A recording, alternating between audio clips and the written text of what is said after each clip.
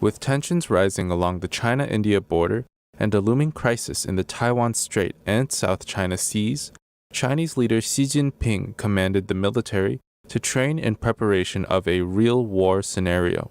Xi's move, according to some critics, is intended to flaunt China's military, but it also reflects the weakness of the CCP. Beijing's mouthpiece, Xinhua News Agency, reported that Xi, who is also the chairman of the Central Military Commission, signed the Central Military Commission Order No. 1 of 2021 on January 4th. The order mobilizes the entire army to focus on preparing for war, to strengthen training for frontline soldiers, and to ensure combat readiness and operational capability at any time.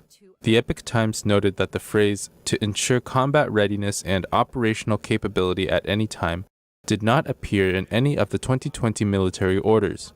Some media interpreted that Xi has raised the level of preparedness, which is intended to intimidate China's adversaries. Some analysts believe that Xi's order shows that the top CCP officials have assessed the current situation and are preparing for the worst.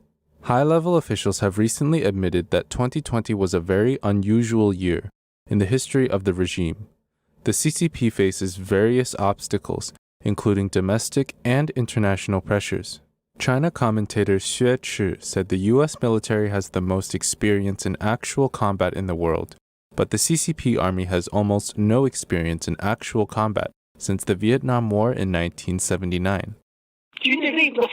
At present, the technological level of war has been rapidly improving. It appears to be a military combat, but in fact it's a war of science and technology. Behind the war of science and technology is an economic war, and behind the economic war is an educational war. War is the most rigorous test for a nation's power. Here, all the shortcomings of the CCP are now exposed, especially in the context of the new China-US Cold War. Xue believes that although some senior officers and generals in the CCP military have been purged, there is no guarantee that those promoted to the top are loyal to Xi. When Xi came to power in 2012, he carried out an anti-corruption campaign that targeted his political rivals who were loyal to former leader Jiang Zemin. The corruption, the cronyism, and the dishonesty within the army over the years have turned the whole system into a mess. There's nothing wrong with Xi's desire to build a strong army, to intensify training and to set actual combat as the training target. But the CCP army is already a mess. It is completely rotten. So what is Xi Jinping doing in this situation?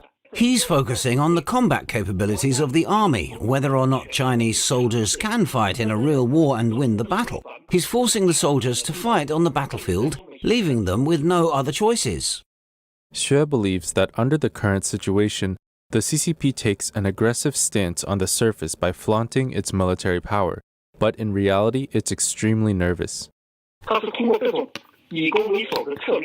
the CCP, is trying to buy itself some time. So, what's it doing now? Its military's transformation through technological innovation and training must be integrated at this point. It is extremely difficult to achieve. It's going to cost a lot of money to upgrade the military, but China's economy is declining. And although the military budget is growing, the military's development is not advancing fast enough, Xue said. By the end of 2020, Xi signed a series of revised regulations aimed at upgrading military equipment and logistics, and funding military education and political work. Dr. Wang Juntao of Columbia University said in an interview with the Epoch Times that based on his knowledge of the Chinese army, China will not be able to fight a war in the next year or two. The first reason is that when Xi restructured the military a few years ago, most of the officers he promoted have no combat experience. Furthermore, the military is rapidly updating its weapons now, but they need to be tested to ensure that they're ready to be used for actual combat. And such weapons are not available yet. The third reason is that Xi Jinping only cares about political loyalty when promoting military officials, and those who do not obey will be purged by him. I know or indirectly know these people, and they are very angry.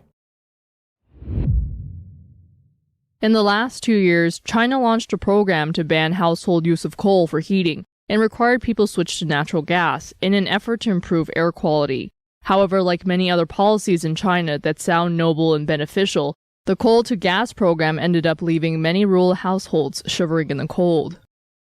In Lingfen City of Shanxi Province, village officials forcibly took away and destroyed villagers' coal stoves. The villagers were outraged but could do nothing about it. What went wrong with this program? A new song, Coal to Gas, which became an internet sensation in the past week, provides an explanation. 烧煤取暖，常常为了过去，却留给我们美好的回忆。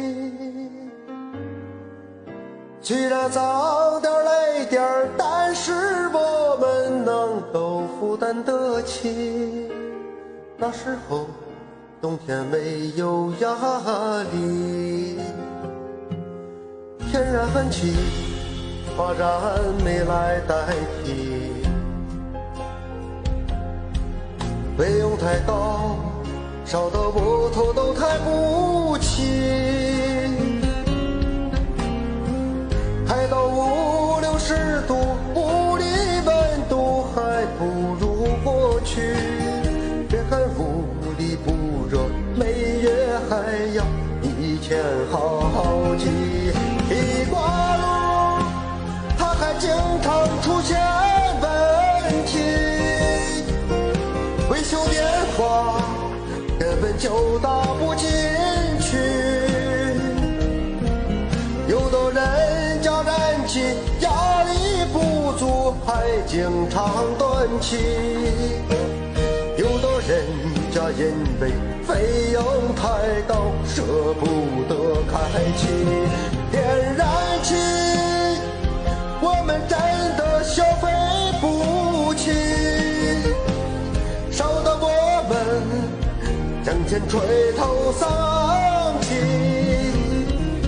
我们老百姓靠种地生活，收入本来就低，一个冬天要花好几千块，谁能烧得起？ According to official data in China, the average per capita monthly disposable income of rural residents ranged from 960 yuan, $150 USD, to 1,300 yuan, $200 USD in 2019. Due to the new restrictions on social media, our channel may be affected. If you would like to stay tuned to our channel and to receive notifications and updates, please provide us with your email by clicking the link below. Thank you for your support.